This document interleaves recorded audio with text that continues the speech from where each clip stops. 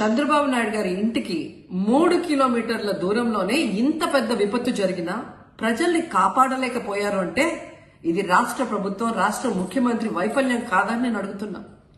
ఈరోజు కరకట్టు మీదున్న అక్రమ కట్టడాలని కాపాడటం కోసమే విజయవాడని ప్రజల్ని ముంచేశారు అనటంలో నిజం లేదా అని నేను అడుగుతున్నా.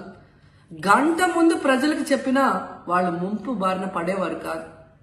వాళ్ళని అప్రమత్తం చేసి ఒక సేఫ్ అయిన ప్లేస్ కి పంపించున్నా ఈరోజు ఇన్ని లక్షల మంది, దాదాపుగా 3 లక్షల మందికి పైగా 4 రోజుల పాటు కరెంటు లేకుండా, తిండి లేకుండా, చిన్న బిడ్డలకి పాలు లేకుండా ఈ విధంగా నీళ్లలో మునిగి అవస్థలు పడాల్సిన అవసరం లేదు.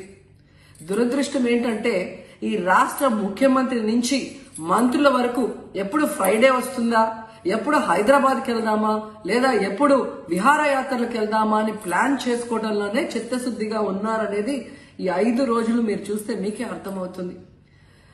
30వ తేదీ భారీ వర్షాలు వస్తాయని ముఖ్యమంత్రి గారికి, మంత్రులకి 28వ తేదీనే వాతావరణ శాఖ సమాచారం అందించినా ఎటువంటి సమీక్షలు లేదు, ఎటువంటి ముందస్తు జాగ్రత్తలు లేదు, ప్రజల్ని కాపాడాలన్న చిత్తశుద్ధి లేదు అనేది స్పష్టంగా అర్థమవుతుంది.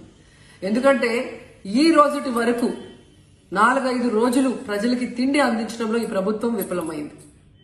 కనీసం ఇది జరిగినప్పుడు సీఎం గారు పనిచేయట్లేదు, వయసు అయిపోయింది. డిప్యూటీ సీఎం గారు, పంచాయతీరాజ్ శాఖ మంత్రి గారు కనీసం తన శాఖను అప్రమత్తం చేసి ప్రజల్ని కాపాడాల్సిన బాధ్యత ఉన్నా ఈ రోజు 5 రోజుల వరకు ఆయన అసలు విజయవాడ వైపే